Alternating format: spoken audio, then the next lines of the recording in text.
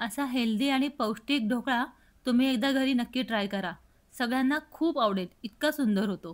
काय करायचं, एक वाटीभर तांदूळ घेतलाय मी इथे आणि पाव वाटी मुगाची डाळ घेतलेली आहे. हे स्वच्छ धुवून एक 3 ते 4 तास पाण्यामध्ये भिजवून ठेवायचं. छान व्यवस्थित भिजले गेले पाहिजेत. आधी स्वच्छ धुवून घ्यायचे आणि मग नंतर पाणी घालून त्याच्यामध्ये ते भिजवून ठेवायचं 3 ते 4 तासांसाठी. म्हणजे काय होईल, की आपण ते जो फुलायला मदत होते छान. जसं आपण डोसे बनवतो ना, डोसे बनवण्यासाठी आपण भिजवून ठेवतो, त्याप्रमाणेच आपल्याला ढोकळा बनवण्यासाठी सुद्धा हे भिजवून ठेवायचं. हे बघा 3 ते 4 तासानंतर हे छान व्यवस्थित भिजून जातं. तुम्ही ओव्हरनाईट पण भिजवू शकता, पण अर्जंट असेल, संध्याकाळच्या वेळेला बनवायचं असेल, तर तुम्ही 3-4 तास अगोदर भिजवा. आता इथे मी पालक घेतलेला आहे. पालक स्वच्छ धुवून घ्यायचा. त्याच्यावरती हे बघा, हे असे पांढरे डाग असतात ना, हे सगळे निघून गेले पाहिजेत.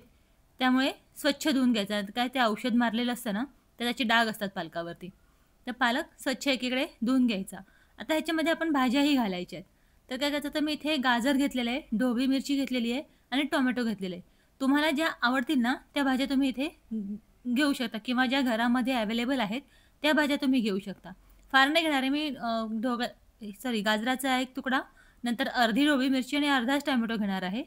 कारण की खूप जास्त जर का आपण भाज्या घातल्या ना, तर ढोकळा कमी आणि भाज्याच जास्त लागतील आणि तो काही आवडणार नाही मुलांना. मुलांना जर का तुम्हाला हेल्दी खायला घालायचं असेल ना, तर अशा हिडन भाज्याच खायला घालाव्या लागतील. कारण की त्यांना ढोकळा तर प्रचंड आवडतो, पण ढोकळ्यामध्ये भाज्या घातलेल्या आहेत, हे कळायला पण नाही पाहिजे. त्यामुळे आपण एकदम थोड्या पण घालायच्या भाज्या, म्हणजे कसं हेल्दी होतो ते. त्यामुळे तुम्ही इथे बीट पण घालू शकता. म्हणजे बीट पण खूप छान पौष्टिक असतं त्यामुळे. आता मिक्सरमधून काढण्यासाठी हे डाळ तांदूळ मी मिक्सरमध्ये घालून घेतले.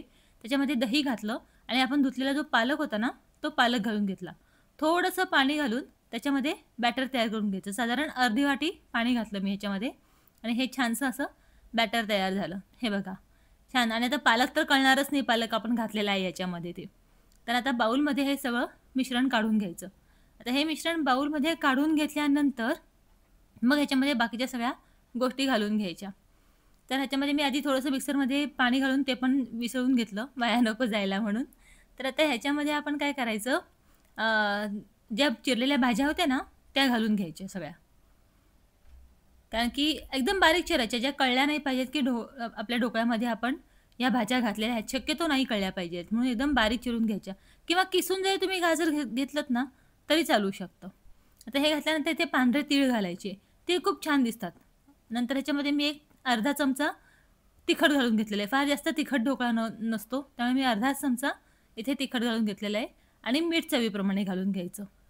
हे सगळं घालून झाल्यानंतर छान व्यवस्थित ते हलवून घ्यायचं. सगळं एकजीव झालं पाहिजे, अशा हिशोबाने ते सगळं व्यवस्थित छान हलवून घ्यायचं.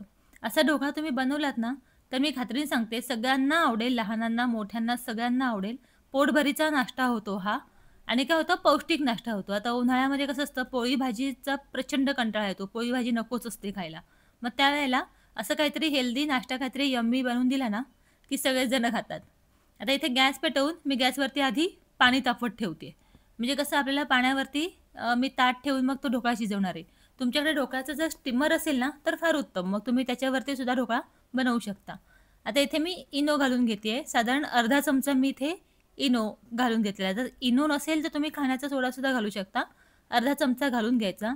हा अगदी ढोकळ्याचं, म्हणजे आपल्याला ज्यावेळेला थाळीमध्ये ढोकळ्याचं पीठ हे करायचे आणि तयार करायचे, त्याच वेळेला घालायचं. आधी नाही घालायचं. आधी घालून ठेवलं ना, की मग ते खूपच फसफसतं त्यामुळे. आता हे व्यवस्थित हलवून घ्यायचं. साधारण 5 मिनिटं तरी आपल्याला हे हलवून घ्यायचे. तुम्ही बघू शकता ह्याला कसा फेस येतोय. ते मिक्स झालं पाहिजे व्यवस्थित. त्यामुळे ह्याला व्यवस्थित असं छान हलवून घ्यायचं. खूप फसफसतं हे पीठ त्या सोड्यामुळे. आता माझ्याकडे स्टीमर नाही आहे म्हणून मी गरम पाण्याचं पातेलं ठेवलं. आता तुमच्याकडे पण स्टीमर नसेल ना, तर गरम पाण्याचं पातेलं ठेवायचं आणि एका थाळ्यामध्ये हे बॅटर तेल लावून घ्यायचं आणि मग ते त्या पातेलीवरती ठेवायचं. म्हणजे ढोकळा तयार होतो. ज्याप्रमाणे आपण केक करतो ना, त्याप्रमाणेच हे ढोकळ्याचं पण असंच सेम करून घ्यायचं. हे बघा, आता हे हलवल्यानंतर बघा तुम्ही किती स्मूथ आणि फेसाळलेलं पीठ तयार झालं हे. त्यामुळे इनो घातल्यानंतर व्यवस्थितच हे छान हलवून घेतलं पाहिजे. आता एका ठिकाणी इनो राहिला तर मग ते व्यवस्थित होणार नाही आपला ढोकळा. आता हे झाल्यानंतर मी बघा इथे थाळा घेतलेला आहे. आता थाळ्यामध्ये तेल घालायचं आणि तेल घालून सगळीकडे व्यवस्थित हे तेल आहे ना, ते लावून घ्यायचं, पसरवून घ्यायचं. म्हणजे कसं असतं, की ढोकळा छान आपला निघतो. त्यामुळे तेल लावून घ्यायचं सगळीकडे. हे बघा आता मी सगळीकडे असं छान तेल लावून घेतलेलं आहे.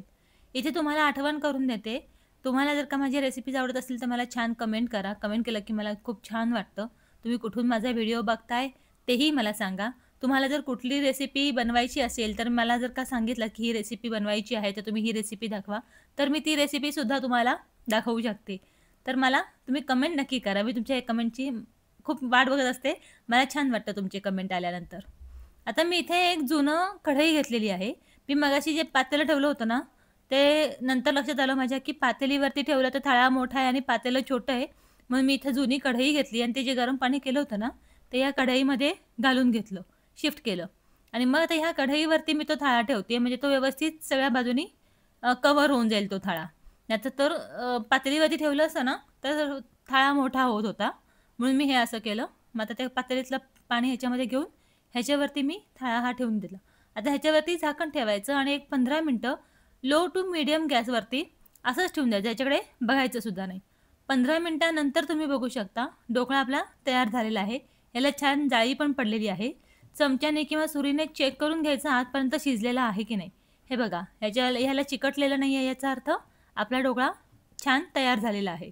आता आपण फोडणीची तयारी करूयात. फोडणीला मी इथे साधारण 2 ते 3 चमचे तेल घेतलेलं आहे. त्याच्यामध्ये मी इथे मोहरी घालून घेणार आहे. मोहरी घालून झाली ना, की मग ह्याच्यामध्ये पांढरे तीळ घालणार आहे. थोडंसं हिंग घालायचं आधी, थोडंसं हिंग घालायचं. मग नंतर ह्याच्यामध्ये पांढरे तीळ घालून घ्यायचे. हिंगाने छान वास येतो, त्यामुळे हिंग आठवणीने घाला. पांढरे तीळ एक चमचाभर मी घालून घेतले ह्याच्यामध्ये. पांढरे तीळ घालून झाल्यानंतर ह्याच्यामध्ये कढीपत्ता घालून घ्यायचा आणि कढीपत्ता घालून झाल्यानंतर तुम्हाला जर आवडत असेल तर मिरची घाला. जर नसेल आवडत तर मिरची स्किप करू शकता. पण मिरची फक्त दिसायला पण छान दिसते आणि कोणाकोणाला तळलेली मिरची ढोकळ्याच्या बरोबर खायलाही आवडते, म्हणून मिरची घालायची. आता इथे कट करून घ्यायचा. हा ढोकळा थोडासा असा हे होतो, म्हणजे कोरडा होतो. फार असा असं स्मूथ असा होत नाही, पण खायला अतिशय चविष्ट लागतो. खूप छान लागतो. लहान मुलांनाही आवडतो आणि मोठ्या माणसांनाही खूप आवडतो. उन्हाळ्यात खूप पाणी-पाणी होतं. नुसतं पाणीच प्यावंसं वाटतं. जेवणाची अजिबात इच्छा होत नाही गरमी असल्यामुळे. पण खायचं तर असतं. मग त्यावेळेला हे असं काहीतरी वेगळं बनवायचं, जे हेल्दी पण असेल, खायला यम्मी पण लागेल आणि पौष्टिकही असेल आणि सगळे आवडीने खातील. तुम्हाला माझी ही रेसिपी कशी वाटली मला नक्की सांगा. रेसिपीला कमेंट कराच करा. तुम्ही कुठून माझा व्हिडिओ बघताय त्याच्यासाठीही कमेंट करा आणि तुम्हाला व्हिडिओ आवडला असेल तर तुमच्या फ्रेंड्सना शेअरही करा. अशा चांगल्या-चांगल्या रेसिपीजसाठी माझ्या चॅनलला लाईक, शेअर आणि सबस्क्राईबही नक्की करा. आता ही शेवटची जी फोडणी आहे ना, ती फोडणी ह्याच्यावरती मी शेवटी घालून घेते. ही फोडणी फार खुसखुशीत होते आणि खूप छान लागते आणि मिरचीमुळे काय होतं, थोडासा तिखटपणा पण येतो. बऱ्याच जणांना ढोकळ्याबरोबर ती मिरची खायला आवडते. हे बघा, ढोकळा सहज असा निघून आला. खूप छान असा ढोकळा तयार झाला. हे बघा, छान जाळीदार असा तयार झाला आणि पोट एकदम मस्त भरतं, छान भरतं ह्याच्याने. कारण की जरा थोडंसं हे असतं, म्हणजे हेल्दी आहे त्यामुळे पोट छान भरतं ह्याच्याने आणि खायलाही खूप स्वादिष्ट लागतो. हे बघा, आतमध्ये किती सहज आणि मऊ तयार झालेला आहे. तुम्ही हे एकदा नक्की ट्राय करा. भेटू पुढच्या रेसिपीमध्ये. तोपर्यंत बाय. Take care.